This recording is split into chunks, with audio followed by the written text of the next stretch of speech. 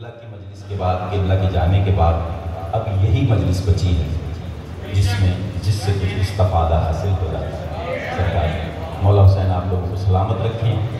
کٹ کر زبان میں سمے تمار بار بار، سرکار سماعت کیجئے گا، بار بار کٹ کر زبان میں سمے تمار بار بار بولی کروں گی ذکر علی یار بار بار بار بار بار بار۔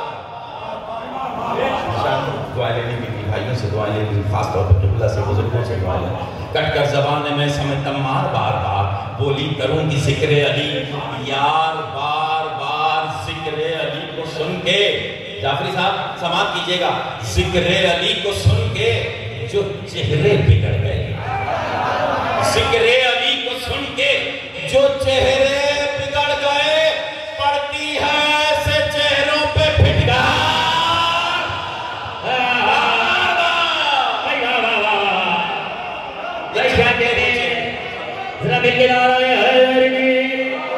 یہ روشن چہرے، یہ چمکتے ہوئے چہرے، پڑتی ہے ایسے چہروں پہ پھٹکار بار پھٹکار۔ سرکار سماعت کیجئے گا، ذکر علی کو سن کے جو چہرے بگڑ گئے، پڑتی ہے ایسے چہروں پہ پھٹکار بار بار بار۔ 100 بار منہ کو نوچو گے دل کو جلاؤ گے، 100 بار منہ کو نوچو گے دل کو جلاؤ گے، لکھوں گا جب بھگوڑوں کا کردار بار بار بار کیا کہنے کردار بار۔ اس نے کہا، مزہ لیجئے گا سرکار، جھوم جاؤ شیعہ جھوم جاؤ۔ اس نے کہا، سمجھ تو گئے ہوگے آپ لوگ، شیعہ جھوم جاؤ۔ اس نے کہا دلیروں کے لکھو تو چند نام۔ اس نے کہا دلیروں کے لکھو تو چند نام، لکھتا رہا میں حیدر کرار،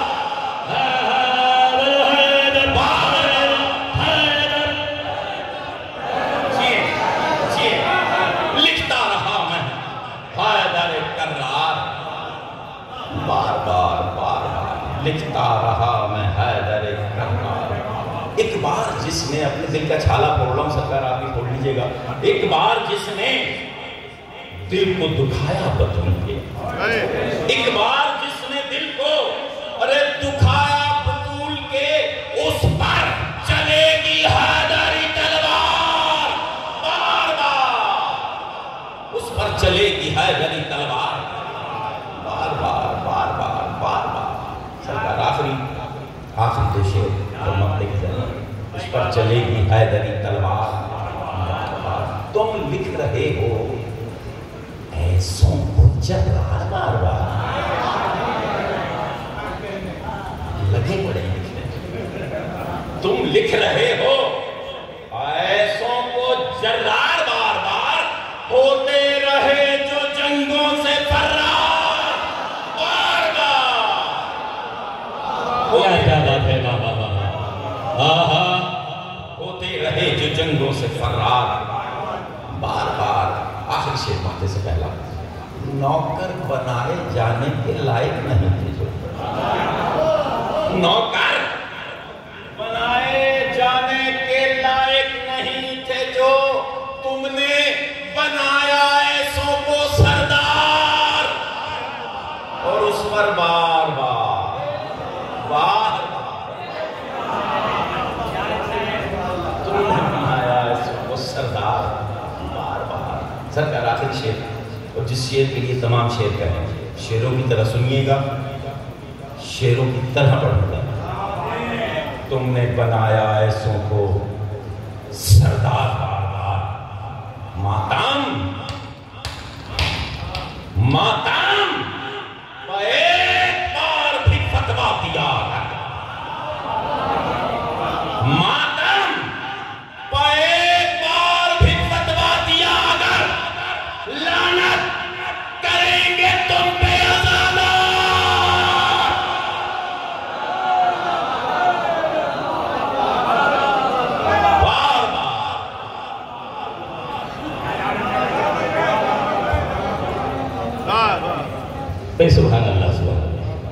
حاضرین محترم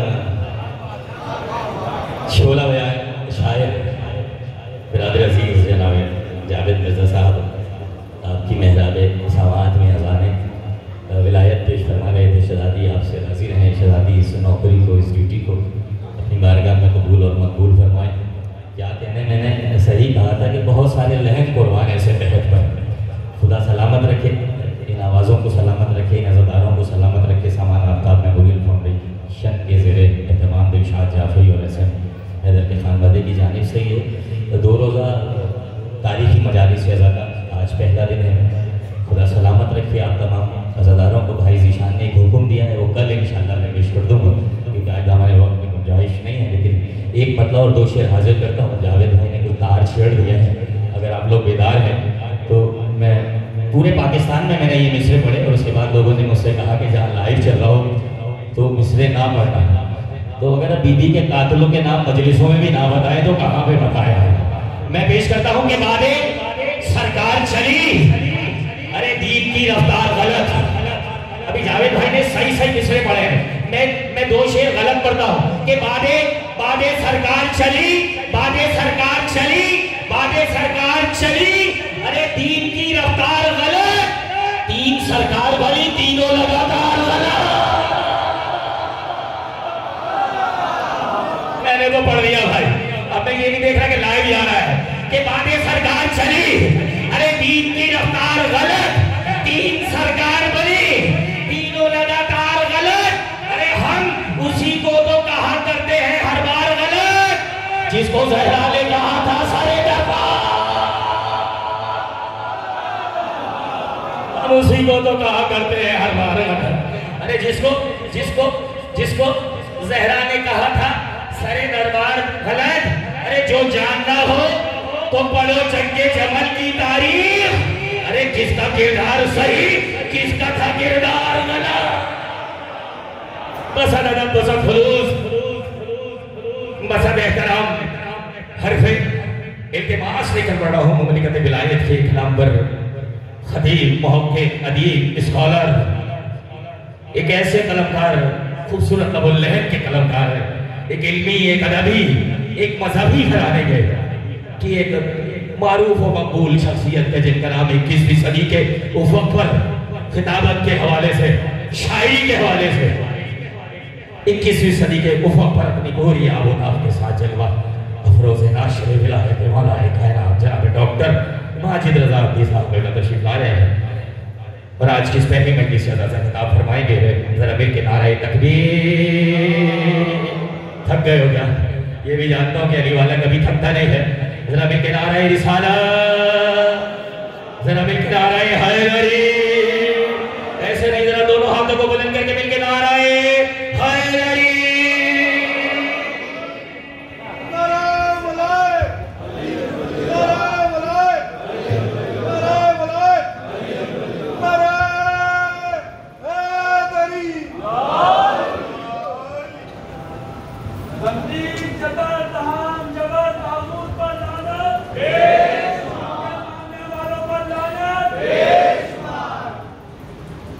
علی کو آزما کر دیکھنے والوں سنو اتنا.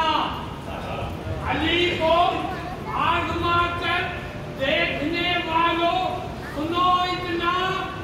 تمہاری حیثیت کیا ہے علی کو آزماؤ تم. تمہاری حیثیت کیا ہے علی کو آزماؤ تم. اٹھا کر لائے تھے زندہ وہ کیسے ہو گیا مردہ. اٹھا کر لائے تھے زندہ وہ کیسے ہو گیا مردہ. اگر اب بھی نہ مانو جاؤ پھر دوزخ میں جاؤ تم. نعرہ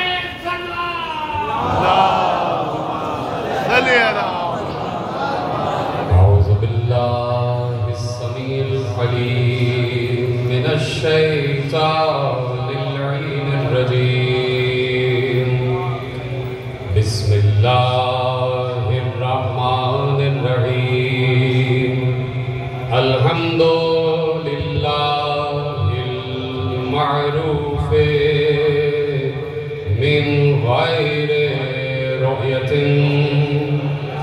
والخالق من غير ربية الذي لم يزل قائما دائما إلا سماء ذات أبراج ولا ليل داج ولا بحر ساج ولا أرض ذات مهاد ولا خلق ذو اعتماد والصلاة والسلام والتحية والإكرام على نبي الرحمة وخازن المغفرة وقائد الخير والبركة ومنقذ العباد من الهلكة سيدنا ومولانا أبي القاسم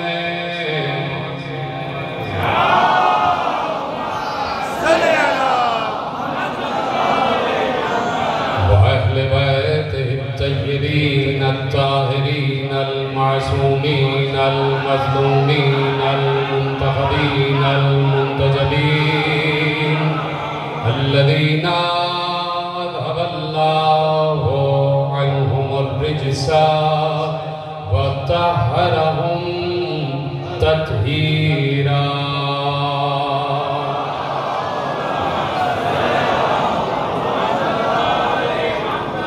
أما بعد فقد قال الله سبحانه وتعالى في محكم كتابه المجيد وفرقانه الحميد وقوله الحق بسم الله الرحمن الرحيم قل هل يستوي الذين يعلمون والذين لا يعلمون.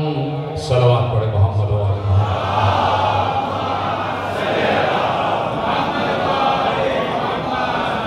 پروردگار عالم کا شکر ہے اور اس کا احسان عظیم ہے پر کہ اس نے ہمیں 1400 برس سے اس شعور و فکر کی اعلیٰ منزلوں پر بلند فرمایا ہوا ہے کہ جہاں ہم نے کبھی دنیا سے اس بات پر کمپرومائز نہیں کیا کہ ہم کسی دنیا کے بنائے ہوئے صادق کو صادق مان لیں.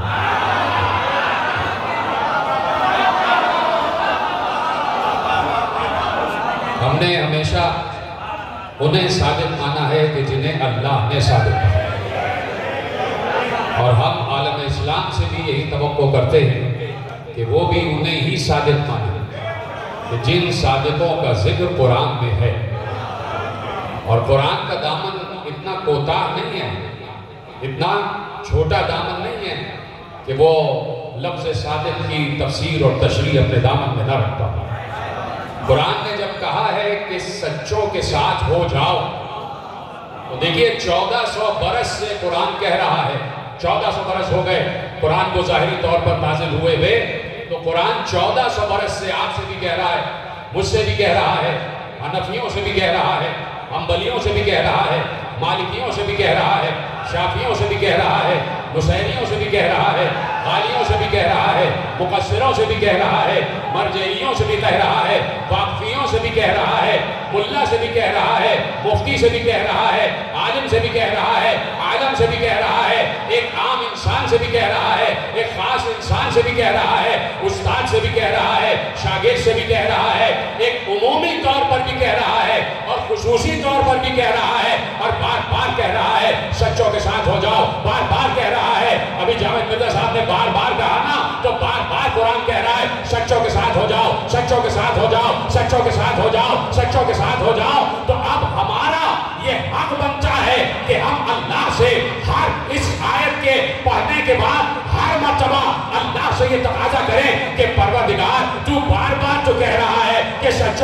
ہو جاؤ، ذرا بتا بھی تو دے کہ وہ سچے ہیں کون؟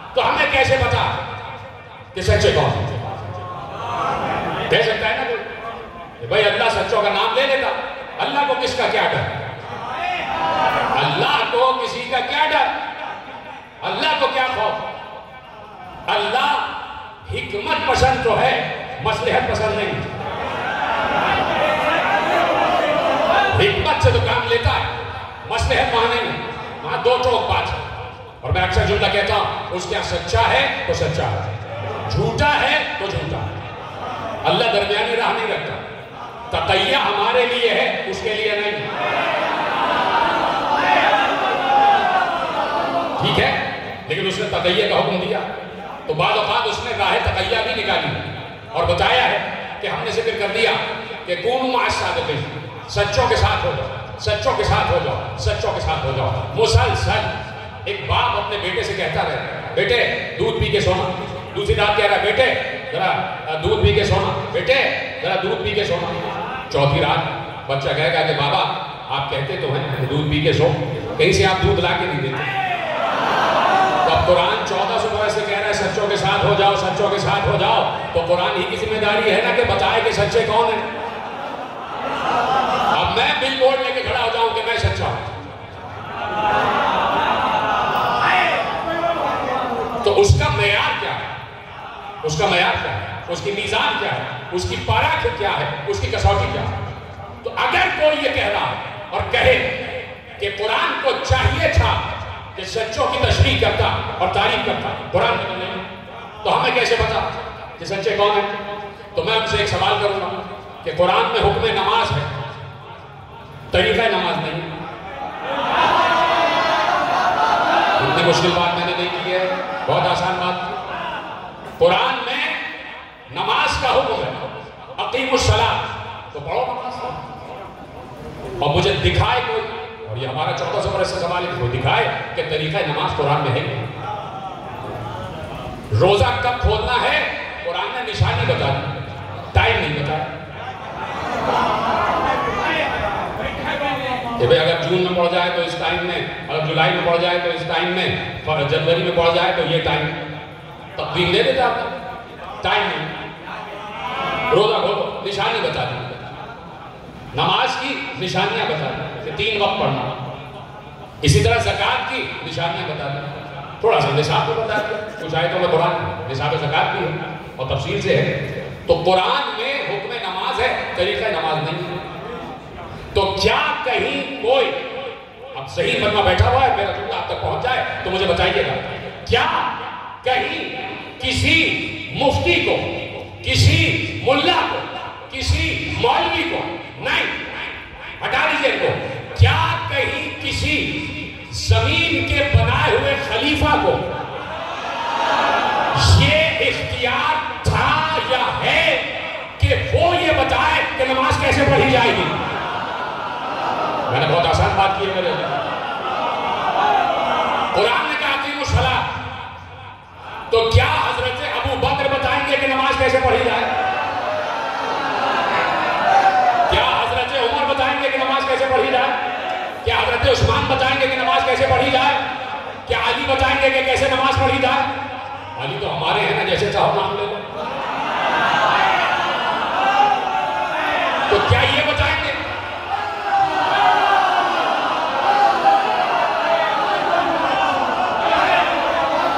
کون بتائے گا طریقہ نماز؟ تو کوئی صحیح آدمی اگر ہے کہیں بیٹھا ہوا تو وہ یہی کہے گا کی طرف سے ہے تو طریقہ نماز بھی اللہ بتائے گا. بات میں کہہ چکا, یقین فرمائے میں بات کہہ چکا لیکن آپ پہنچے نہیں. میں کہہ چکا جو مجھے کہنا تھا کہ ہر ذہین آدمی جو یہ کہے گا کہ حکم نماز اللہ کی طرف سے ہے تو وہ یہی کہے گا کہ طریقہ نماز بھی اللہ بتائے گا. ہم شیطان سے نہیں پوچھیں کہ نماز کیسے پڑھی جائے, حالانکہ وہ نماز پڑھتا تھا.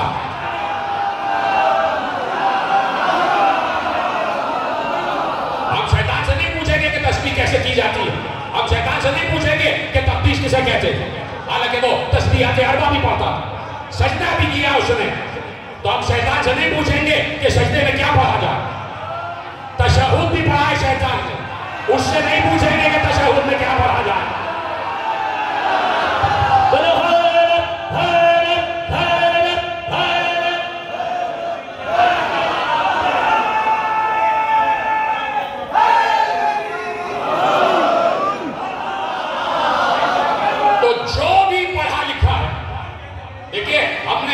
سے کبھی ملا سے بات نہیں کی, ہمیشہ علماء سے بات کی. ہم نے ہم سے مراد شیعہ اور سنی دونوں ہیں, یعنی سنی مسلک میں بھی بات جب علماء سے کی جاتی ہے تو لطف آتا ہے, عالم سے بات کی جائے تو لطف آتا ہے. تو اسی لیے ہم کسی ملا کی بات نہیں کرتے, کسی مائنڈ سیٹ کی بات نہیں کرتے. تو کیا ہے, جب حکم نماز اللہ نے دیا تو طریقہ نماز بھی اللہ بتائے گا. اس سے کسی کو انکار نہیں ہو سکتا. کوئی اپنی طرف سے یہ طے نہیں کرے گا کہ یوں نہیں یوں, یوں نہیں یوں. نہیں, جو اللہ نے حکم دیا ہے اور جو طریقہ نماز اللہ نے اپنے نبی کو بتایا ہے وہی طریقہ نماز, سچا بھی طریقہ نماز ہے اور اچھا بھی طریقہ نماز ہے. تو اب یہ بات تو طے ہو گئی کہ جب حکم نماز اللہ کی طرف سے ہے تو طریقہ نماز بھی اللہ کی طرف سے ہے. تو اب اسی فارمولے کے تحت جب اللہ نے کہا ہے کہ سچوں کے ساتھ ہو جاؤ تو اللہ ہی بتائے گا سچا کون ہے. اس فارمولے کے تحت جب اللہ نے کہا کونوا مع الصادقین تو اب امت کو کوئی اختیار نہیں ہے کہ وہ کسی کو صادق بنا یا صدیق بنا. امت کا فریضہ یہ ہے کہ وہ اللہ سے پوچھے کہ صادق کون ہے. امت کا فریضہ یہ ہے کہ وہ اللہ سے پوچھے کہ صادق کون ہے. آج بھی اللہ ہے یا نہیں ہے؟ آج بھی تو اللہ ہے نا, اور وہی والا اللہ ہے جو ہمیشہ سے. اللہ بدلا نہیں. آپ کا بدل جائے, ہمارا اللہ کبھی نہیں بدلتا. ہمارا اللہ وہی ہے جسے علی اللہ کہتا ہے, جسے مصطفیٰ اللہ کہتا ہے, جسے حسین نے سجدہ کیا. ہم نے اللہ نہیں بدلا. ہمارا اللہ وہی ہے جو ازل سے اللہ ہے اور ابد تک رہے گا, اور تک تو اس کے لیے استعمال ہی نہیں ہوتا. بے تکی بات ہے جب اس کے لیے تک استعمال کیا ہوتا ہے, بے تک ہو جاتا ہے جو اس کے لیے لفظ تک استعمال کرتا ہے. یہ سب زبان کی مجبوری ہے. تو میرے عزیزو, جب اللہ نے کہا ہے کہ کونوا مع الصادقین, سچوں کے ساتھ ہو جاتا ہے, تو پوچھو اللہ سے, پوچھو اللہ سے. ہم تو آپ کے بقول یہ اختیار ہی نہیں رکھتے کہ ہم اللہ سے پوچھیں, اس لیے کہ اللہ تو ہمیں کافر کہہ چکا. تو کفر کے دائرے میں داخل ہو گئے تو ہم کیسے اللہ سے بات کرتے ہیں؟ آپ مسلمان, آپ کلمہ گو ہیں, آپ کے پاس کانٹریکٹ ہے اسلام کا,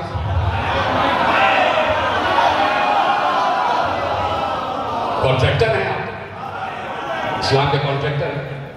وہ الگ بات ہے کہ اسلام کے بلڈرز الگ ہیں.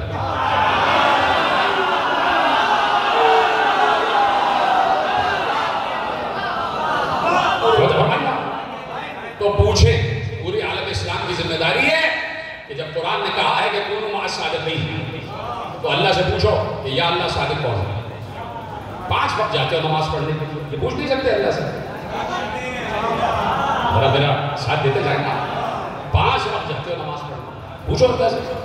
اللہ کا گھر ہر محلے میں بنا ہوا, اپنے گھروں کو اللہ کا گھر کیوں نہیں بنا دیتے؟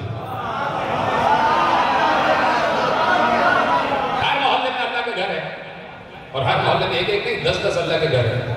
تو جاؤ کسی وقت بھی جا کے اللہ سے پوچھو. اور اگر لوگوں کے درمیان جماعت میں اتنے لوگوں میں پوچھتے ہوئے شرم آتی ہے تو تہجد میں پوچھ لو, اکیلے میں پوچھ لو نا. اللہ سے تنہائی میں بات کرو, گفتگو شنید کرو. شنود کی شنید کی تو بات ہی نہیں آتی, پہلے گفت تو کرو, پہلے بات تو کرو. سنوائی کی بات تو بعد میں آئی، جاؤ اللہ سے پوچھو۔ پوچھنا چاہتا ہوں میں ہاتھ جوڑ کر علماء عالم اسلام سے عرض کرنا چاہتا ہوں کہ آپ ابھی یہاں پر جو بھی علماء ہیں کہ جنہوں نے فتوے دے دیے ہیں کہ جہاد واجب ہو گیا ہے، میں ان سے کہتا ہوں کہ جا کے وہ پوچھیں اور امام کعبہ سے کہیں کہ وہ کل ہی صبح جو فجر ہو رہی ہے اور وہ ابن جو ہے وہ ابن سلمان سے جا کے کہیں کہ کعبے کی چابی دے، کعبے کے اندر جاؤ اور اللہ سے پوچھو کہ صادق کون ہے۔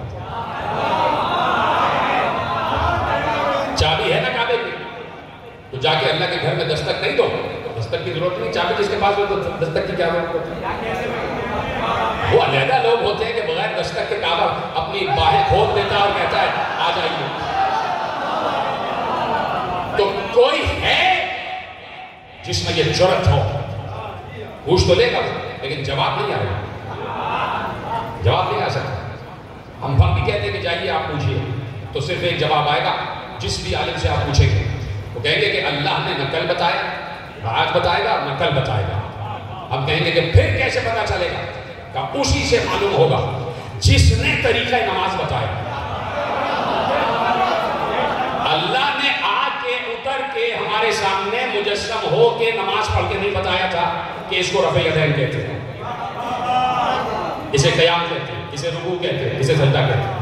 اللہ نے نہیں بتایا تھا کہ اللہ آ کے بتائے کہ لو بھائی بالفرض محال میں نماز پڑھوں، فار ایگزامپل میں نماز پڑھوں، اللہ تو ایسا نہیں کہا، نہیں نظر آیا نا۔ تو اللہ نے کس کے ذریعے سے بتایا طریقہ نماز؟ مصطفیٰ کے ذریعے سے۔ دیکھیں رزلٹ آ گیا نا یہاں تک، جو میں نے اتنی محنت آپ کے سامنے کی ہے آپ کے ساتھ، تو رزلٹ یہ آیا کہ طریقہ نماز اللہ نہیں بتائے گا، مصطفیٰ بتائیں گے، اس لیے کہ اللہ نے مصطفیٰ کو بتا دیا ہے کہ نماز کیسے پڑھی جائے گی۔ تو بس ان احمقوں کی نظر یہ جملہ کرنا چاہتا ہوں کہ ہم بھی یہی فارمولہ کہہ رہے ہیں کہ اللہ نے مصطفیٰ کے ذریعے بتایا کہ نماز کیسے پڑھی جائے گی۔ تو جب ہم نے یہ آیت پڑھی کہ کونوا مع الصادقین، تو ہم نے بھی اللہ سے نہیں پوچھا، ہم نے بھی مصطفیٰ سے پوچھا۔ تو مصطفیٰ نے کہا پہلا صادق تو میں ہوں، اور جب میں صادق ہوں تو ہمارا اول بھی صادق، اوسط بھی صادق، آخر بھی صادق۔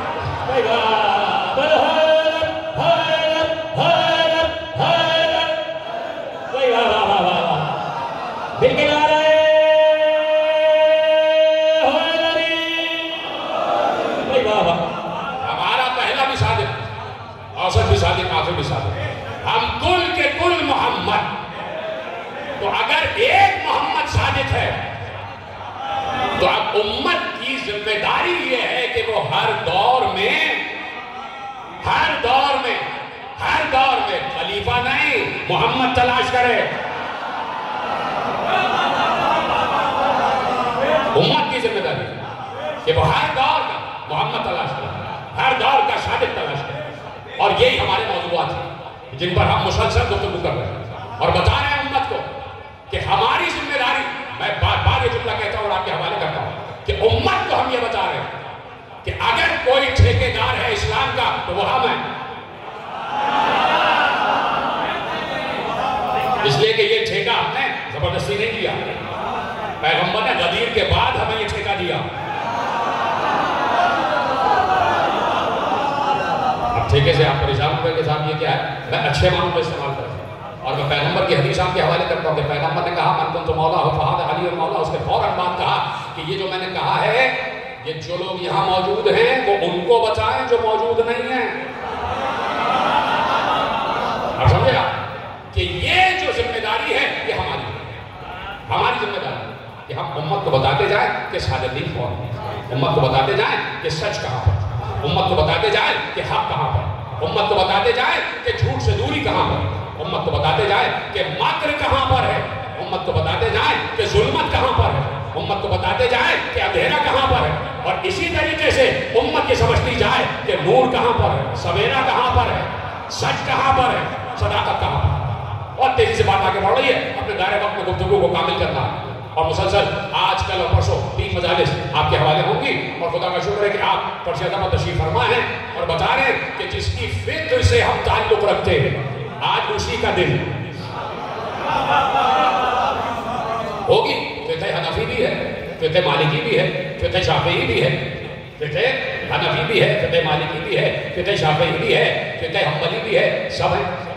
فقہ صادق بھی ہے،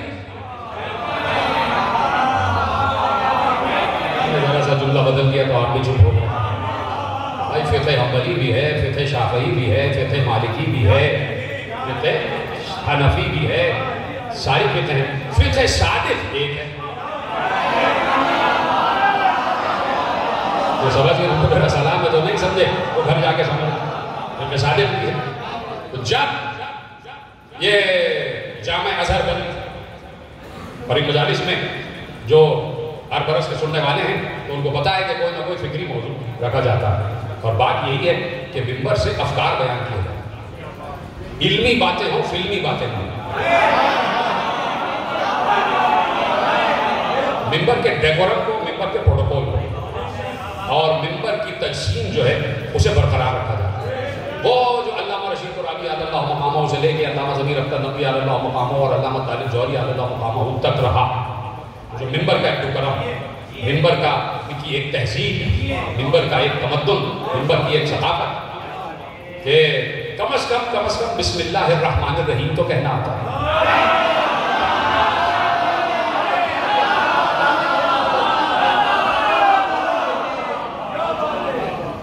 توجہ فرما رہے ہیں نا. یعنی ہم نے اسی ممبر سے نثر میں جو نصائح جسے کہتے ہیں اس میں محسن نقوی شہید کو بھی سنا کہ کیا حالت پائے کے مصرے اور کیا اردو معلّہ کے مصرے, جہاں سے شاعروں کو فکر ملتی تھی اور شاعروں کو الفاظ ملتے تھے. جو ایک جوش ملی آبادی کا ایک تسلسل تھا اور جو ڈکشن تھا وہ محسن نقوی تک آیا. اور وہ جس ادب سے اور جس طریقے سے ممبر سے فضائل پڑھتے تھے, ایک ہی جگہ ٹھہر کے ادھر سے ادھر سے ادھر نہیں. یہ نہیں ہوتا ہے ممبر میں نہیں ہوتا کہ آپ ادھر ٹہلتے بھی جا رہے ہیں, ادھر ٹہلتے بھی جا رہے ہیں. جو ممبر ہے اس کا ایک طریقہ ہے, اس کا ایک تقاضا ہے, اور وہ نمونہ عمل ہوتا ہے, وہ نمونہ عمل ہوتا ہے. تو اسی لیے میں نے کہا کہ اس ممبر نے 1400 برس اپنی ذمہ داریاں ادا کی ہیں اور بتایا ہے کہ موضوعات ممبر کے کیا رہتے ہیں. دیکھیے باتیں عام سی ہے, میں صرف آپ کے درمیان بیٹھ کے بول رہا ہوں, میں یہاں بیٹھ کے نہیں بول رہا ہوں, آپ کے درمیان بیٹھ کے بول رہا ہوں. اور چونکہ آپ کی طرح میں بھی درد دل رکھتا ہوں تو میرا کوئی بہت بڑا مطلب علمی نہیں ہے, نہ میں کوئی پڑھا لکھا آدمی ہوں. میں چونکہ آپ کی طرح سے ایک سادہ سا شیعہ ہوں کہ جس نے بچپن سے عزاداری کو دیکھا. بچپن سے عزاداری کو دیکھا تو فرما رہے ہیں. تو اب جس نے بچپن سے عزاداری کو دیکھا اس نے عزاداری کے اس قافلے کو بڑے تقدس کے ساتھ رواں دواں ہوتے ہوئے دیکھا کہ جس طریقے سے جب مجھے 5 منٹ دیں گے اگر آپ. دیکھیے ہمارے محترم دوستوں نے مرکزی عزاداری سیل ایک قائم کیا ہے, تو اس میں جناب محسن نظر صاحب بھی ہیں, ہمارے یاسر شاہ صاحب ہیں, جناب وسیم رضوی صاحب جو صاحب بیاض ہیں, ہمارے جاوید مرزا صاحب ہیں, یقیناً اس میں عارف رضا صاحب بھی شامل ہو جائیں گے, اور آپ سب حضرات اس میں شامل ہوں گے. اس میں کوئی عہدہ نہیں ہے, انہوں نے مجھے بتایا یہ سب اس میں شامل ہیں جن کے دل میں عزاداری کے ریوائول کی ایک تمنا ہے, اس تقدس کی ایک تمنا ہے کہ جو ہم دیکھتے رہے, جو روحانیت ہم دیکھتے رہے. یعنی میں نے کل بھی یہ بات عرض کی تھی برف خانے کی مجلس میں کہ ہم نے شبیداریوں میں رونقیں دیکھی, شبیداریوں میں رونقیں دیکھی کہ پوری رات فجر سے پہلے تک شبیداری جب تک قائم رہتی تھی, اور اس کے بعد فجر کی نماز پڑھی جاتی تھی, اور اس سے پہلے جتنے صاحب بیاض چاہے وہ بین الاقوامی ہو چاہے نہ ہو, آفرت کے ساتھ. یہ لوگوں کو بری لگ جاتی ہے بات کہ بھئی اب سبھی بین الاقوامی شہرت یافتہ, یہ سب دیکھیے باتیں آپ جشن میں رکھیں, جشن میں جو کچھ آپ کو کرنا ہے, جتنے بھی چھچور بندے ہیں آپ اس میں کریں, حالانکہ اس میں بھی نہیں ہو سکتا, اس میں بھی نہیں, وہ بھی آل محمد کا ذکر ہے, اس کا بھی ایک ڈیکورم ہے. لیکن وہ جو اشتہارات میں یہ سب نام لکھنے آپ کو اس میں کر لیجیے, لیکن عزائے حسین بڑا سادہ, بڑا پرویکار رہنا چاہیے. پرسوں ہم نے گفتگو شروع کی تو سب سے پہلے میں نے اس میں پہلا قدم اٹھایا کہ جو میری مجالس کے اشتہارات تھے میں نے انہیں بلیک اینڈ وائٹ کروایا. لیکن جب بنا لیا میں نے کچھ کہا بھی نہیں تھا کہ ایسا بنانا ہے, چونکہ طریقہ چل رہا ہے تو بنانے والے بھی ویسے ہی بنا دیا, ہم نے کچھ کوئی نوٹس نہیں کیا. لیکن جب بات کہی گئی تو ہم نے کہا پہلا قدم ہم اٹھائیں گے. یعنی اس میں ایک غم انگیزی کا عنصر رہے گا, اور یہ آپ لوگ ہیں سننے والے جو کسی کو بھی بین الاقوامی سے اٹھا کر بین الکائناتی بنا سکتے ہیں. یعنی یہ لفظ آپ کی سمجھ میں نہیں آ رہا ہے، اس کے لیے ممبر سے بے دلی شاعری ہو گئی ہے تو میں کیا کروں کہ بین الکائناتی اصل میں جو پڑھنے والا ہوتا ہے جو جتنا گمنام ہوگا وہ اتنا ہی بین الکائناتی ہوگا. سلامت رہے اگر بات آپ تک پہنچ گئی ہے. تو اس بین الاقوامی شہرت یافتہ نے بھی بڑا نقصان پہنچایا ہے. سب کی خدمات اپنی جگہ ہے، کوئی اس کو اپنی طرف سے کسی غلط سمت میں نہ لے جائے. لیکن میں چاہتا ہوں کہ جن کی خدمتیں جو نشتر پاک سے جلوس کو لے کے جاتے ہیں حسینیہ ایرانیان تک، آپ نے کبھی ان کی کوئی قدر و قیمت کی ہے؟ آپ سے مراد کو نہیں کرتے.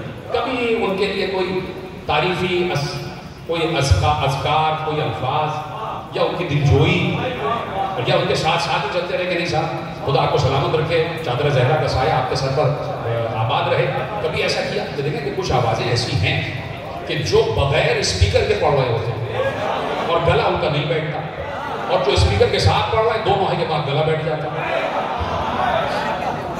دیکھ رہے ہیں؟ تو یہ رہا ہے. صرف ایک اسپیکر چلتا تھا اور وہ بھی مجبوری کے تحت، اور وہ تھا جناب جعفر عباس. جناب جعفر ددہ کو کہلاتے تھے. ان کو کسی نے بہت زبردست آواز کی ان کو کسی نے پان میں سندور کھلا دیا. یہ روایت مشہور ہے، مجھے نہیں پتا کہ صحیح ہے یا غلط ہے، مشہور روایت آپ کو بتا رہا ہوں. اور یہ کوئی فرد واحد کی روایت بھی نہیں ہے، زبان زدام تھی کہ ان کو کسی نے پان میں کچھ کھلا دیا، ان کی آواز خراب ہو گئی اور گلا جو ہے ان کا بگڑ گیا. لیکن اس کے بعد جو ان کی آواز برآمد ہوئی اسی بگڑے ہوئے گلے سے، تو پہلا مصرع بولتے تھے اور پھر ٹچ پڑتے تھے. ایسی آواز قدرت نے لگا. تو وہ جعفر ددہ جو تھے، آپ کبھی ان کو سرچ کیجیے گا یوٹیوب پر، انجمن اہل عباس، اور اس کے جناب جعفر صاحب، وہ پورا جلوس لے کے، ان کی مجبوری تھی اور وہ ایک اسپیکر لگا رہتا تھا ٹھیلے پہ ہارن، اور وہ اس ٹھیلے پہ کھڑے ہو جاتے تھے اس کو پکڑ کے، اور وہ پورا جلوس کرتے تھے. اور ان کے ساتھ سینکڑوں لوگ چل رہے تھے جو خالصتاً نوحہ سننے آتے. اور جو بنوا لی نا آپ نے، تو آپ بھی ذرا سا اس میں ساتھ دیتے چلے جائیں. ایک تو عزاداری کو جو ہے وہ دوسرے سسٹم ختم ہونا چاہیے. سمجھنا میری بات. یہ جو حلیم کی نیاز ہوتی ہے، زین الحسنین صاحب بھی بیٹھے اور تمام پڑھے لکھے بیٹھے، یہ حلیم کی نیاز آج کل کیوں نہیں ہو رہی؟ یہ نیاز حلیم محرم ہی نہیں ہو رہی. اسی میں گورنر کو بلانا ہے، اسی میں سارے تعلقات. بھائی تعلقات 68 دن حسین سے استوار کرو.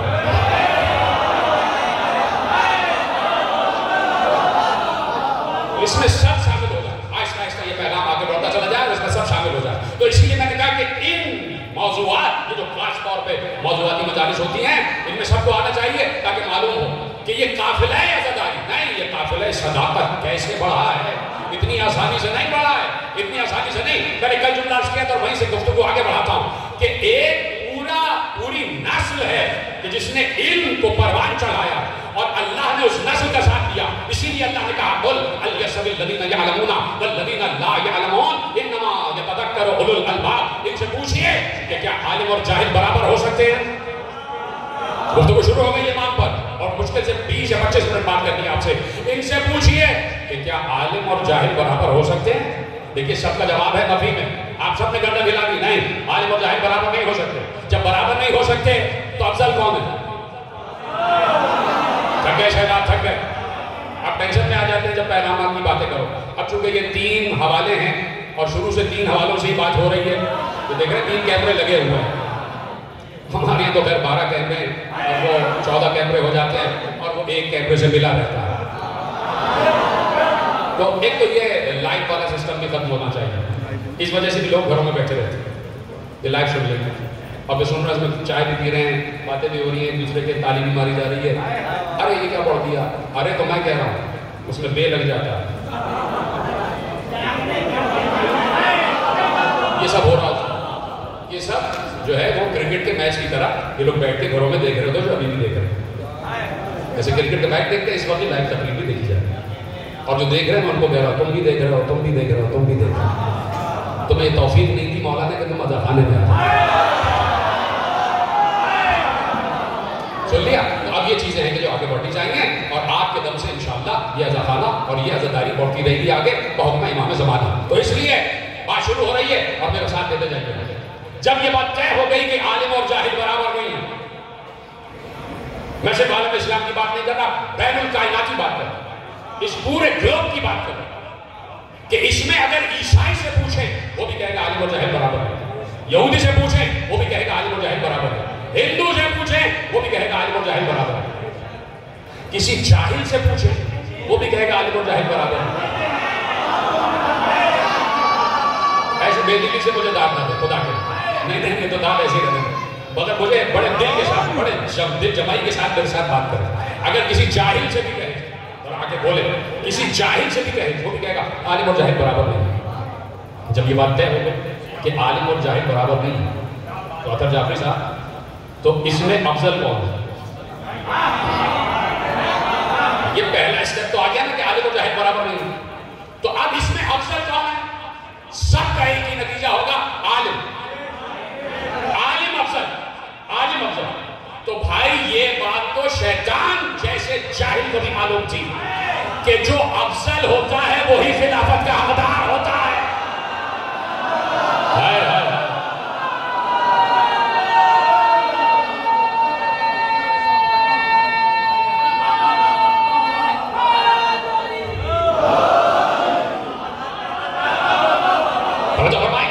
اس نے اس لیے کہا کہ تو نے مجھے آگ سے بنایا، اسے مٹی سے بنایا ہے، میں اس سے افضل ہوں، انا خیر منہ، میں اس سے افضل ہوں۔ تو اسے بھی پتا ہے کہ جو افضل ہوگا خلافت اس کے پاس جائے گی۔ تو عالم و جاہل میں افضل کون؟ بولیے، عالم و جاہل میں افضل کون؟ عالم۔ تو جب عالم افضل تو عالم ہی صاحب مسند ہوگا، عالم ہی صاحب منبر ہوگا۔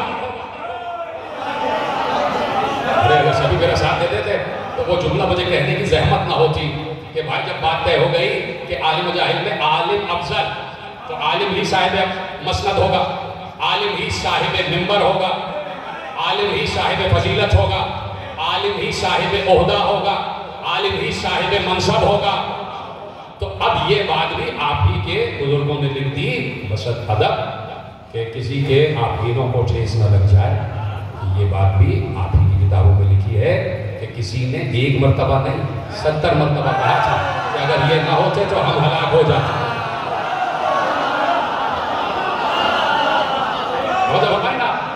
بات آگے بڑھے تو اب اس کو علم کہتے ہیں، اور یہ علم کا تذکرہ یہ ہماری منبر کی ہمیشہ سے زینت رہا ہے۔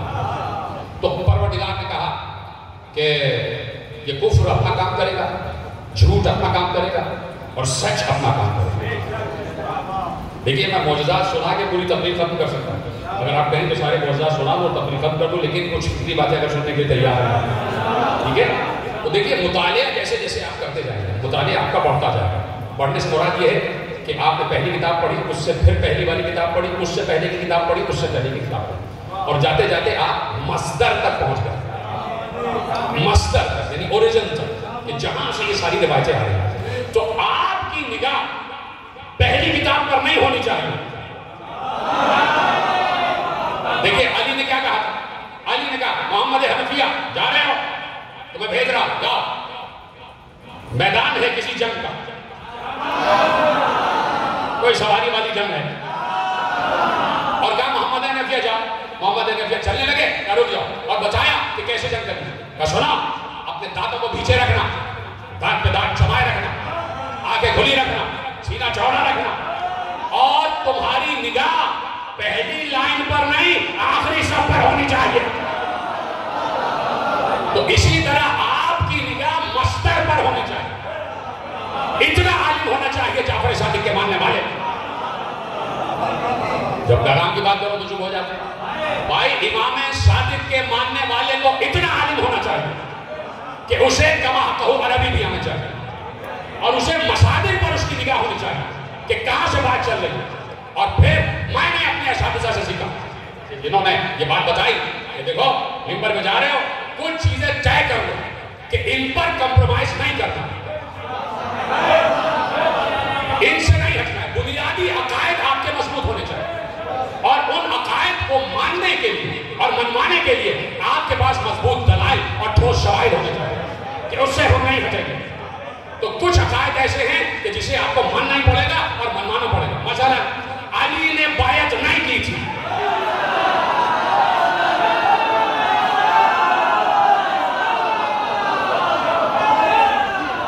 اس لیے کہ قرآن کہہ رہا ہے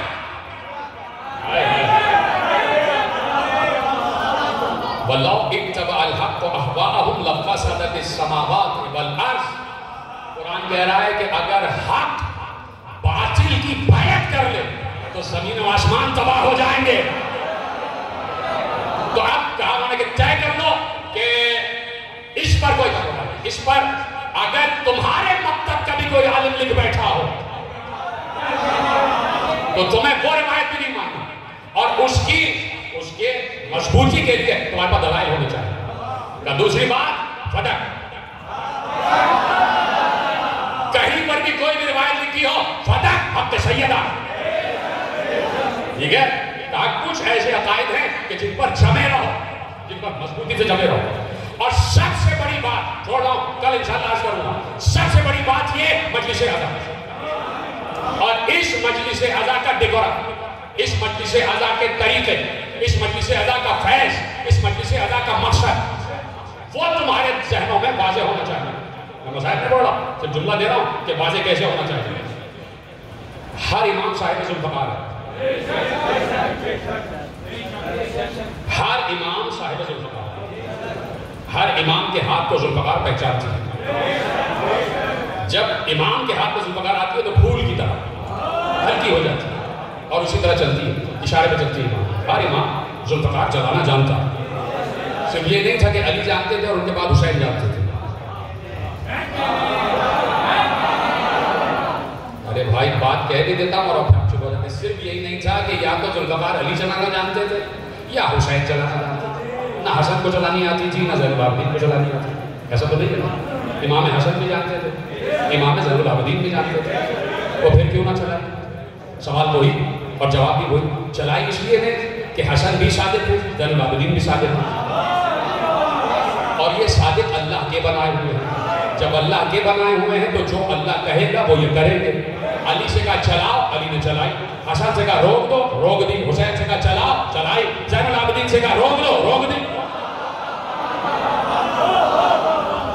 ٹھیک ہے, اجازت ہے کہ تم ناش کرو, اجازت ہے کہ تم ناش کرو. میرے چوتھے امام بھی ویسے ہی تم طرح سے تلوار چلانا جانتے تھے کہ جیسے میرا مولا حسین, جیسے جناب عباس صاحب ذوالفقار تو میرا مولا حسین ہے نا, ویسے ہی صاحب ذوالفقار میرا چوتھا امام. اگر اللہ یہ کہہ دیتا کہ اے زین العابدین تم بھی تلوار اٹھاؤ اور نکل چلو میدان میں, تو اس کا مطلب ہے کہ گویا خدا یہ بتانا چاہ رہا ہے زین العابدین حسین نے کام ناتے چھوڑ دیا تھا, تم کامل کرو.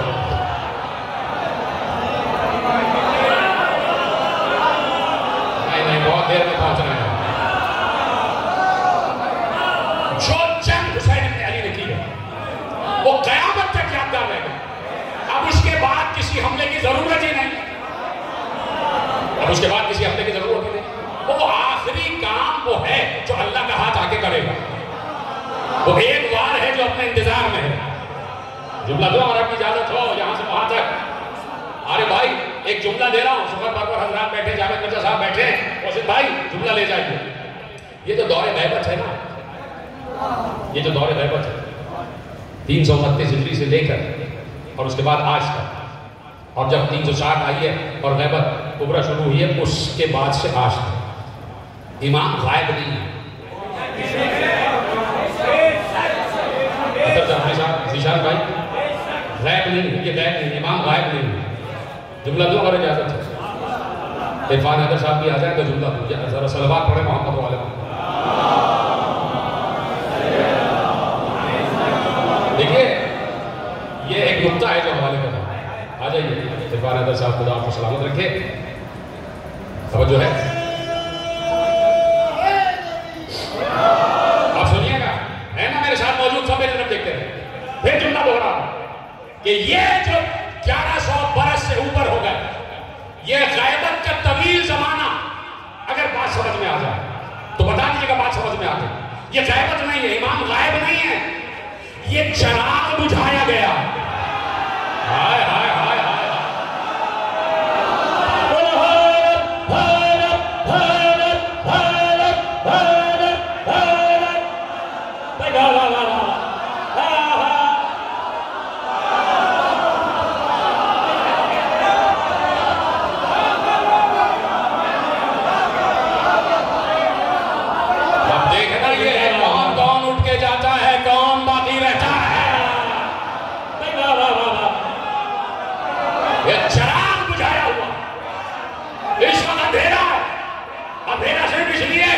کہ اگر شرما کے رکے ہوئے ہو، اگر کسی کے منہ دکھائی پہ رکے ہوئے ہو، کسی کے چہرے پر رکے ہوئے ہو، کسی کے مہرے پر رکے ہوئے ہو، تو اجازت ہے چلے جائیں۔ تو یہ دور غیبت، عصر غیبت، وقت معلوم تک چراغ بجھا ہوا۔ اب اس چراغ بجھے ہوئے وقت میں عمر سعد بھی حملہ کرے گا، شیب بھی حملہ کرے گا، اور پھر جب یہاں سے کتابیں پڑھتے ہوئے مصادر تک جاؤ گے تو بہت سی روایتیں ایسے ملیں گی جو ایمان کو ڈگمگا دینے والی روایتیں ہوں۔ یہ ہے، میں تمہیں بتا رہا ہوں کہ جو مطالعے کا طریقہ ہے یہ ہے کہ کچھ روایتیں ایسی ملیں گی جو بڑے مؤثر ذرائع سے سب میری نگاہ میں کہ تمہارا ایمان ڈگمگانے لگے گا، کیا ایسا بھی تھا، کیا ایسا بھی ہے، کیا ایسا بھی ہے۔ تو کچھ چیزیں جب تم نے محفوظ کی ہوئی ہیں اور ان پہ کمپرومائز نہ کرنے کا عہد کیا ہوا تو اس کو ٹھکرانا، اس کو صرف نظر کرنا، اس کو صرف نظر کرنا، اس کو کرتے کرتے آگے بڑھ جانا ہے اور اس مقام تک پہنچنا ہے کہ جہاں تک امام چاہتے ہیں کہ اس مقام تک آ جائے، ہے کہ نہیں؟ تو کہا کہ دیکھو تلوار تو اٹھا لی حسین نے۔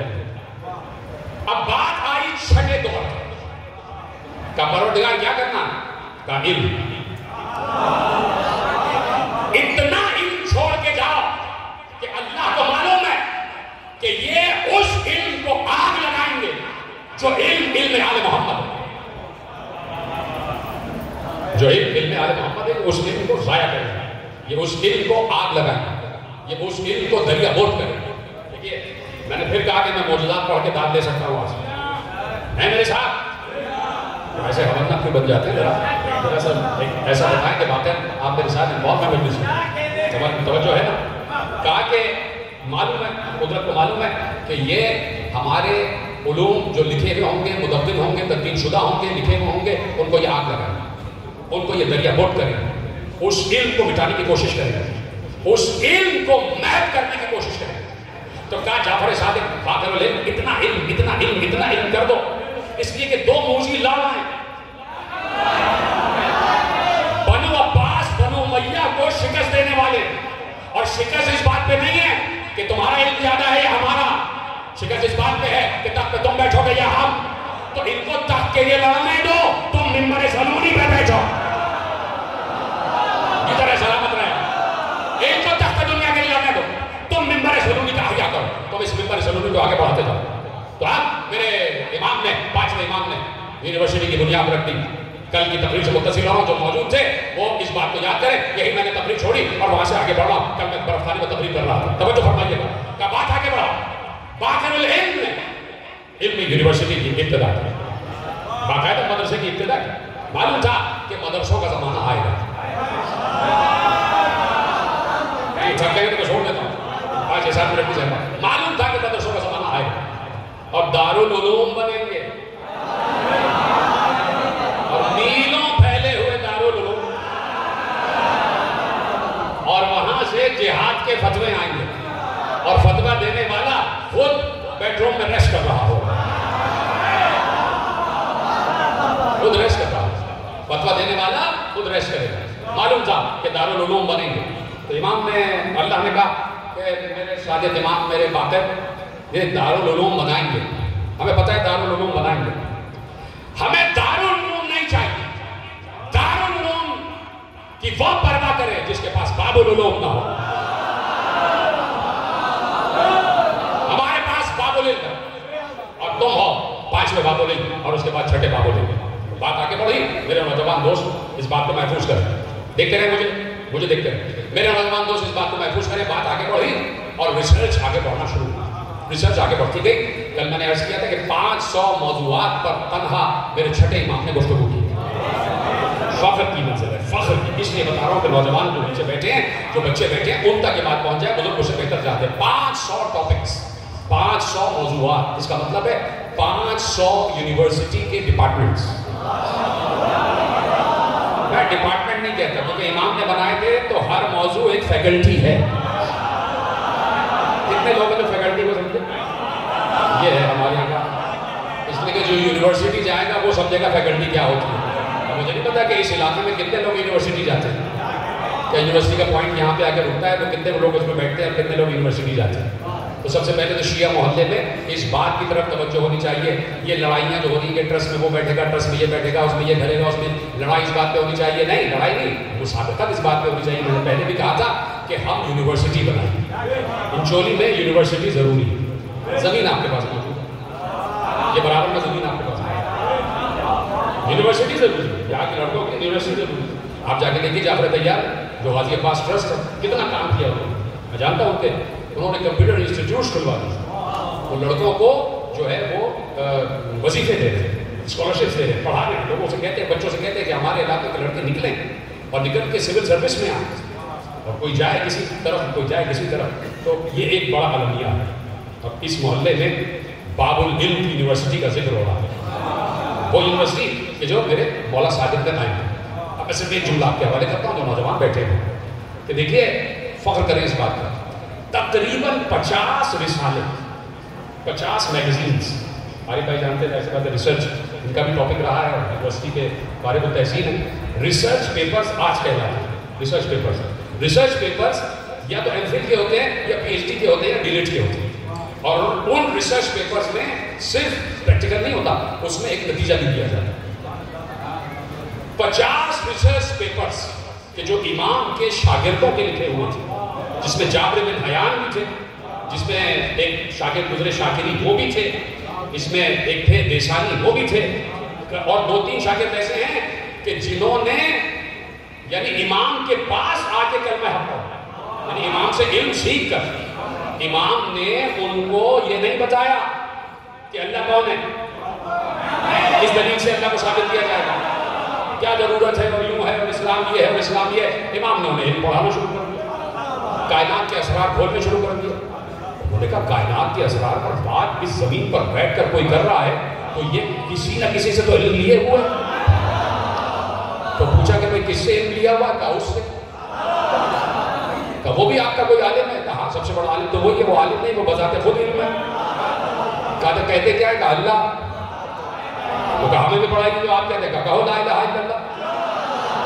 تو علم سے انسان کو اپنے قریب بلایا جاتا ہے. ٹھیک ہے, اب جو ریسرچ جانتے ہیں ان کے حوالے میں نے کہا 50 پیپرز ایسے تھے جو امام کے شاگردوں کے لکھے ہوئے تھے, اور وہ اس وقت کی عربی زبان میں تھے.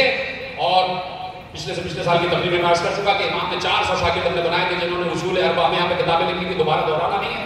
امام سے 30,000 حدیثیں کسی نے سنی, 60,000 حدیثیں کسی سے سنی, 40,000 حدیثیں کسی نے سنی. یہ پورا امام کا ورک اپنی جگہ.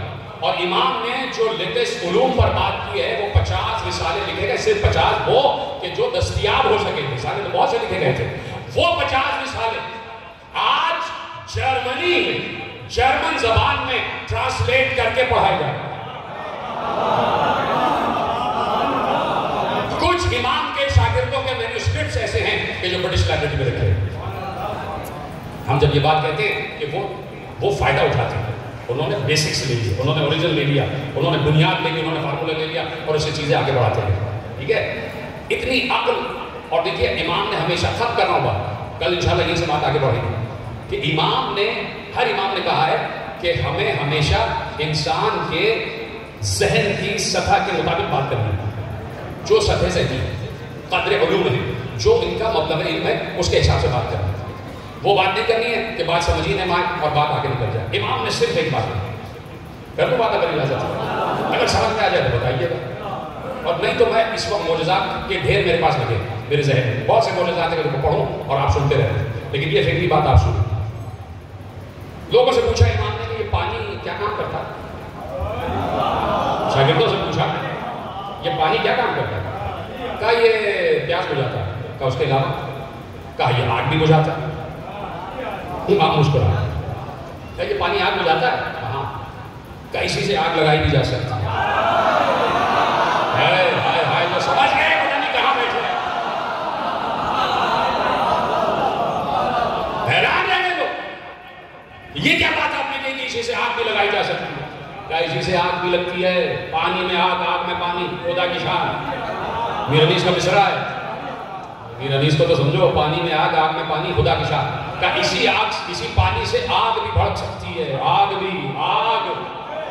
جعفر صادق کے دادا علی بن ابی طالب نے کیا کہا تھا کہ پانی سے برف بنائی جا سکتی ہے. اب وہ کیا تھا کہ وہ 3-4 ادوار پہلے کا زمانہ تھا, کہ جہاں علی نے لفظ برق انٹروڈیوس کرایا کہ اسی پانی سے برق بنائی جا سکتی ہے. اب امام نے بات اور آگے بڑھائی اور قریب تر ہو کے کہا اسی پانی سے آگ بھی بنائی جا سکتی ہے, اسی پانی سے آگ لگ سکتی ہے. اب وہی امام کا جملہ جب پہنچا ہے مغربی سائنسدانوں تک تو انہوں نے ریسرچ کی کہ پانی میں آگ کیسے, تو انہوں نے کہا پانی پر ریسرچ کرو کہ پانی بنتا کیسے, پانی بنتا کیسے. انہوں نے پانی کے مالیکیولز پر ریسرچ کی. انہوں نے کہا کہ اس میں ہائیڈروجن بھی ہے اور آکسیجن بھی ہے, کہ اگر پانی سے ہائیڈروجن کو الگ کر دیا جائے تو آگ بھڑک اٹھے.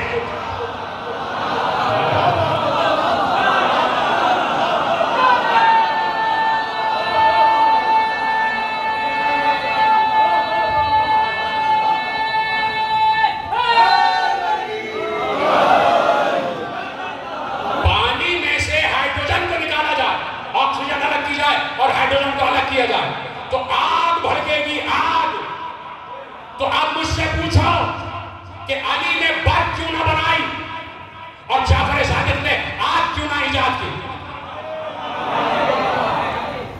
سوال تو پیدا ہوتا ہے نا, یہ تھوڑی سی کہ روایت میں نے پڑھ لی اور میں چپ ہو گیا, میں سرشار ہو گیا اور میں نے رقص شروع کر دیا شہباز قلندر کی طرح کہ بھائی ہو گیا بات. نہیں, کیوں ہے, کیوں نہیں برق بنائی, کیوں نہیں آگ پانی سے کیوں نہیں نکالی, کیوں نہیں نکالی, ہائیڈروجن کو الگ کیوں نہیں کیا. جب بتا رہے ہیں کہ الگ کر دو تو آگ نشر ہو گئی, تو الگ کیوں نہیں کیا.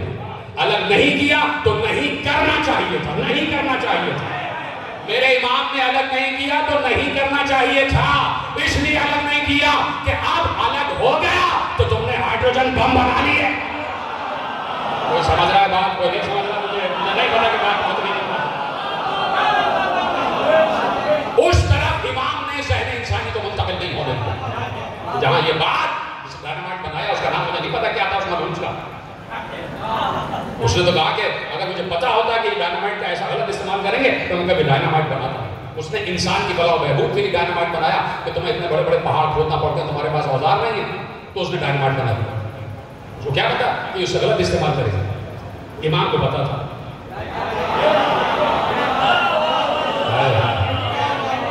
کہ ایسا کرنا نہیں, ایسا کرنا نہیں.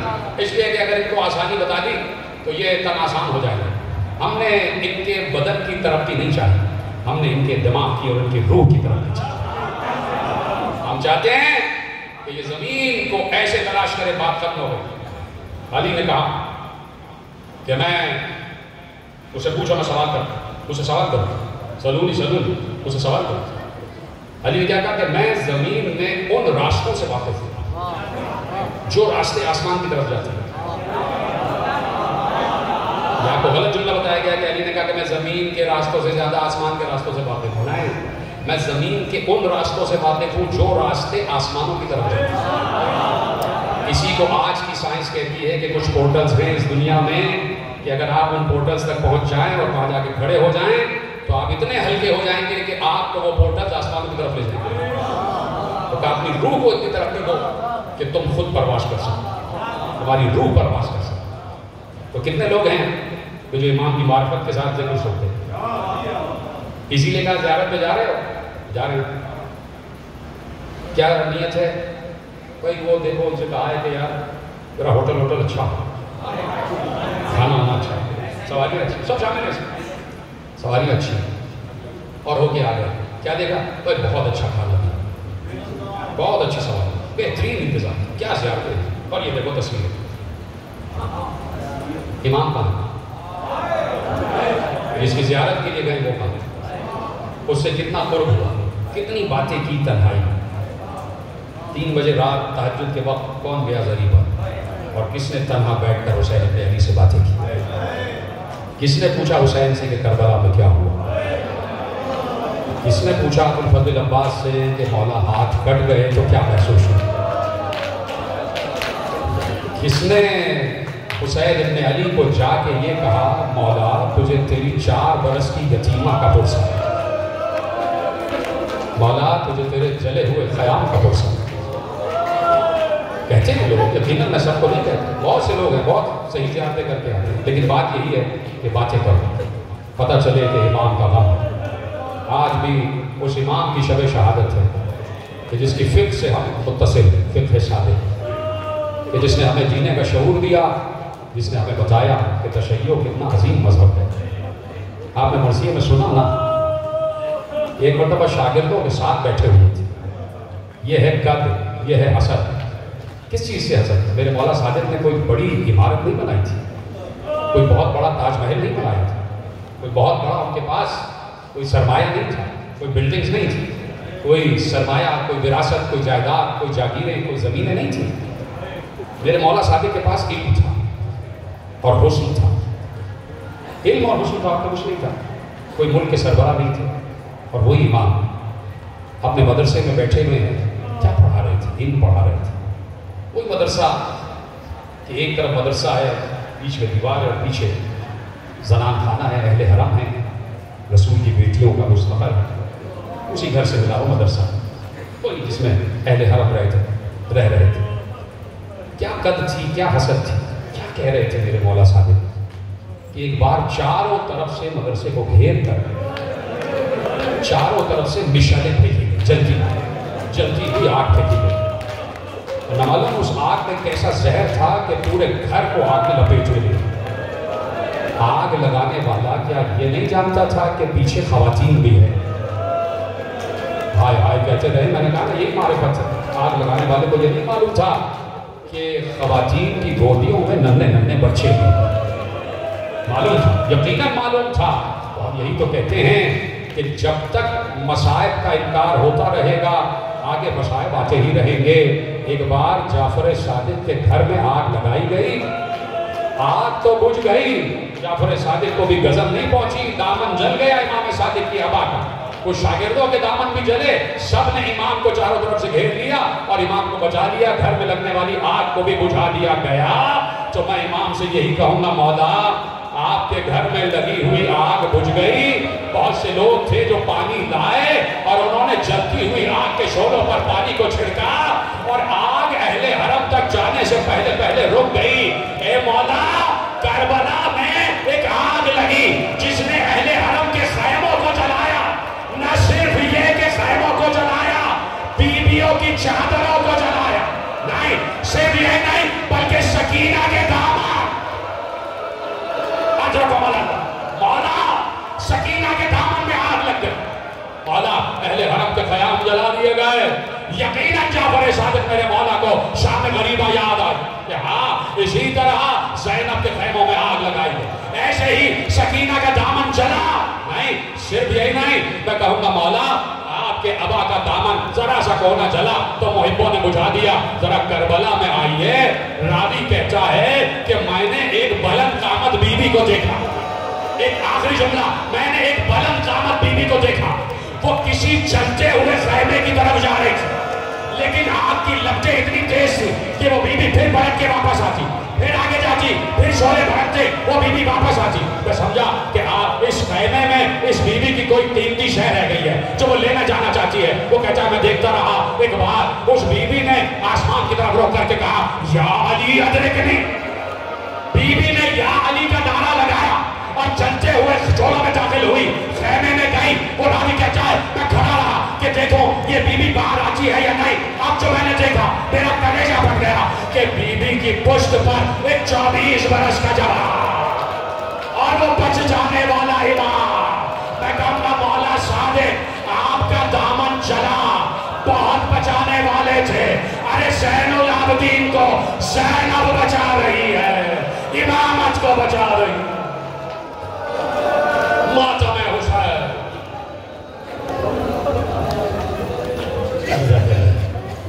آئیے سینوں پہ ہاتھ مارتے ہوئے آنسوؤں کے نذرانے پیش کرتے ہوئے اس پرسے میں اس گریے میں شامل ہوتے ہیں. میں درخواست گزار ہوں ازائی عہد کا ایک بشیر، حسینیت کا سفیر عرفان ازا جناب عرفان کے میرے سے.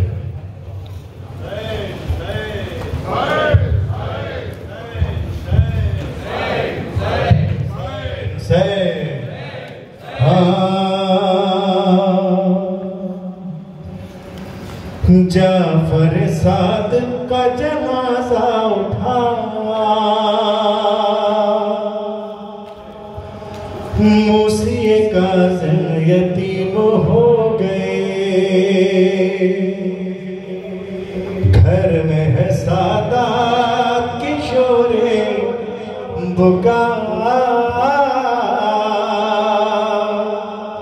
موسی کاظم یتیم ہو گئے جعفر صادق کا جنازہ اٹھا موسی کاظم یتیم ہو گئے جعفر صادق کا جنازہ اٹھا موسی کاظم یتیم ہو گئے گھر میں ہے سادات کے شور بکا موسی کاظم جعفر صادق کا جنازہ موسی کاظم یتیم ہو گئے اور مولا میرے سر تک قدم ہفتے آپ مجلس شبیر کی رونق تھے آپ مولا میرے سر تک قدم ہفتے آپ مجلس شبیر کی رونق تھے آپ روتے تھے یاد آتی تھی جب کربلا موسی کاظم ہو گئے جعفر صادق کا جنازہ اٹھا ہو گئے جعفر صادق کا جنازہ اٹھا موسی کاظم یتیم ہو گئے اور آپ کو تو غسل و کفن بھی ملا اور بقیے میں ہی مرقد بنا آپ کو تو غسل و کفن بھی ملا اور بقیے میں ہی مرقد بنا رہ گیا بے دم شہ کربلا موسی کاظم ہو گئے جعفر صادق کا جنازہ موسی کاظم یتیم ہو گئے جعفر صادق کا جنازہ اٹھا موسی کاظم یتیم ہو گئے اور فرش عزا خود ہی بچھاتے تھے آپ لوگوں کو مجلس میں بلاتے تھے آپ لوگوں کو مجلس میں بلاتے تھے آپ رو کے یہ خود کہتا ہے فرش عزا موسی کاظم ہو گئے جعفر صادق کا جنازہ اٹھا سلامت رہیے موسی کاظم یتیم ہو گئے جعفر صادق کا جنازہ اٹھا موسی کاظم یتیم ہو گئے اور بابا کے پہلو میں ہی تربت بنی بنت نبی کی ہے لحد ساتھ ہی بابا کے پہلو میں ہی تربت بنی بنت نبی کی ہے لحد ساتھ ہی روئیں گی تا حشر تمہیں فاطمہ موسی کاظم ہو گئے جعفر صادق کا جنازہ ماتم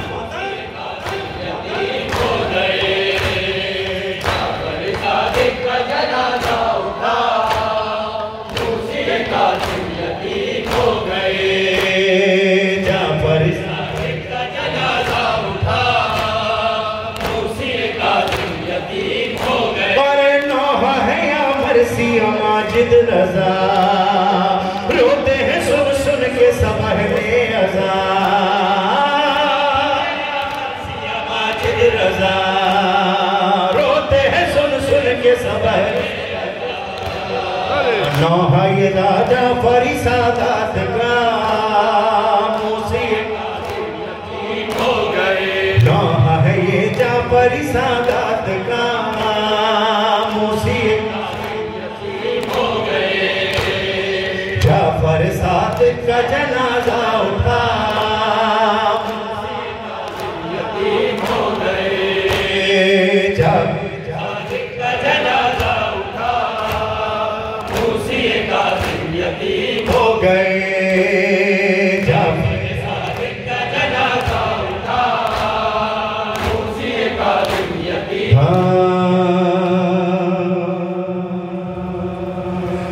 زندان کی تاریکیوں میں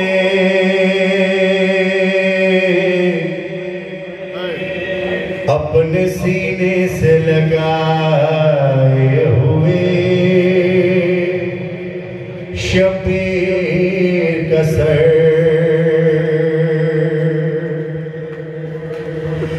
सकीना कहती थी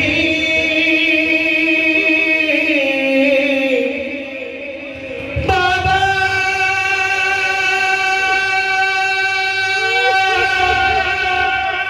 बाबा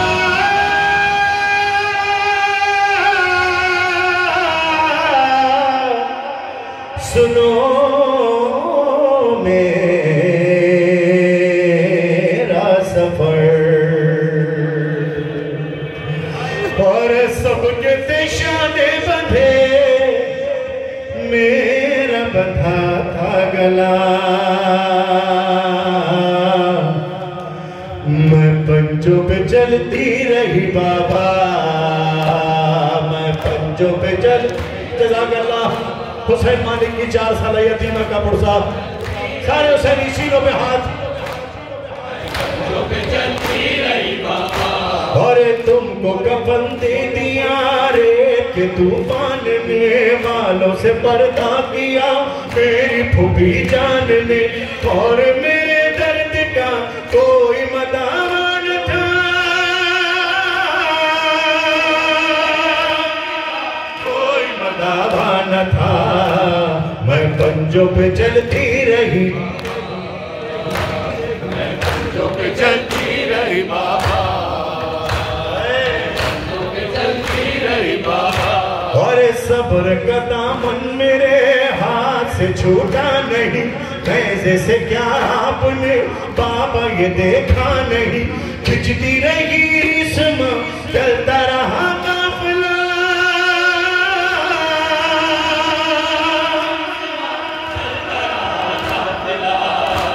मैं पंजों पे चलती रही बाबा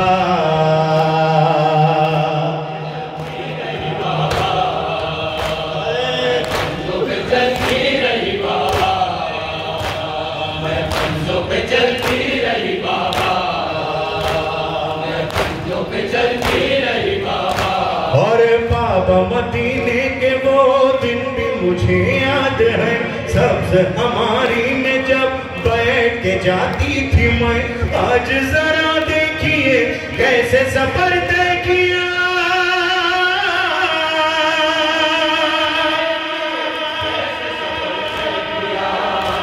मैं पंजों पे चलती रही बाबा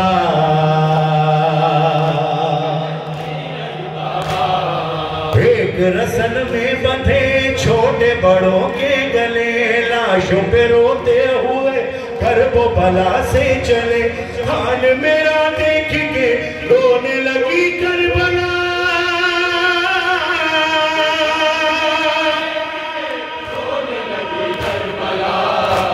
मैं पंजों पे चलती रही बाबा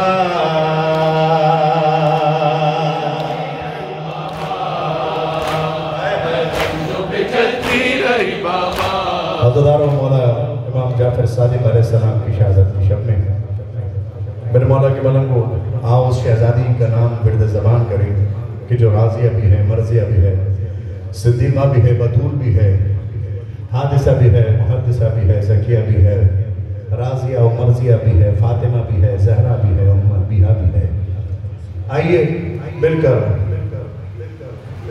जिसके सीने में जितना बुलंद है इस शहजादी का नाम उतनी बुलंद आवाज से कहे फातिमा ज़हरा फातिमा ज़हरा बाबा जमाना हाँ फातिमा ज़हरा फातिमा शहजादी राजी रहे आपसे मौला आपको आबाद रखे ये हमारी कौम के जाकिरीन हैं हमारे सरों का ताज है मौला इनका साया इस कौम पर इस फर्श पर और हम पर सलामत रखे हाँ फातिमा फातिमा तमशूद फातिमा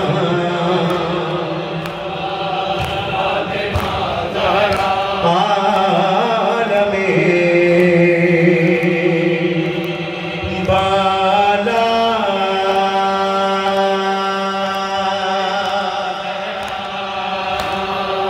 فاطمہ زہرا میرے من مولا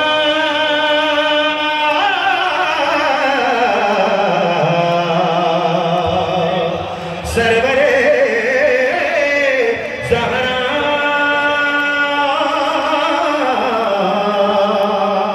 آہبا ویلا آہبا ویلا سب مل کر بولو یا زہرا یا زہرا آباد رہیے سردار پروفیسر نقوی صاحب سب مل کر میرے ماما عارف رضا جاندی صاحب سب مل کر بولو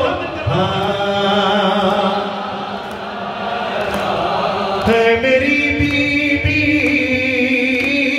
ہے میری بی بی تیرے در پہ استغاثہ ہے تیرا ممنون میری شہزادی یہ جہاں سارا ہے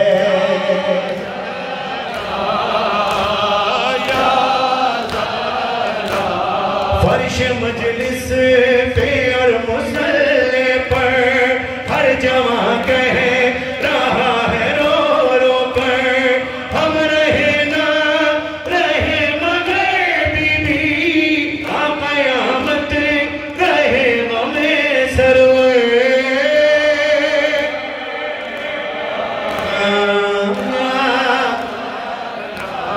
اے میری بی بی تیرے بچوں کا غم مناتے ہیں اپنی اولاد سے کہیں بڑھ کے غم یہ پیارا ہے آخری بات ایک بار مسائل کا اور آپ سے الوداع سینوں پہ ہاتھ مارنا یا زہرا تجھ کو امت نے یوں ستایا ہے مرگ محسن پہ بھی رلایا ہے تجھ کو بابا کے بعد امت نے آئے دربار میں بلایا ہے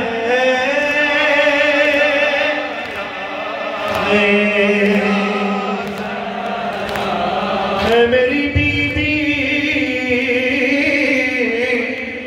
میری بی بی کتنے صدمے اٹھائے ہیں تو نے جیت جی تجھ کو میری شہزادی نے مارا ہے یا زہرا یا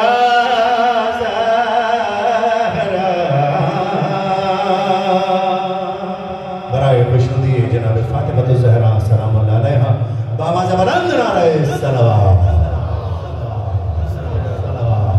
متوجہ زیارت السلام علیکہ یا ابا عبداللہ السلام علیکہ یا ابن رسول اللہ السلام علیکہ یا ابن امیر المؤمنین وابن سید الوسیین السلام علیکہ یا ابن فاطمہ الزہرا سیدۃ النساء العالمین السلام علیکہ یا شہیدان کربلا یا من فضل العباس ابن امیر المؤمنین ورحمت اللہ وبرکاتہ السلام علیکہ مولا یا غریب الغرباء السلام علیکہ یا معین الضعفاء والفقراء السلام علیکہ یا شمس الشموس ایہا المدفون بارض طوس السلام علیکہ یا سلطان عرب والعجم یا علی ابن موسیٰ ایوہ الرضا الرازی بالقدر والقضاء روحی و جسمی لک الفدا برحمت اللہ وبرکاتہ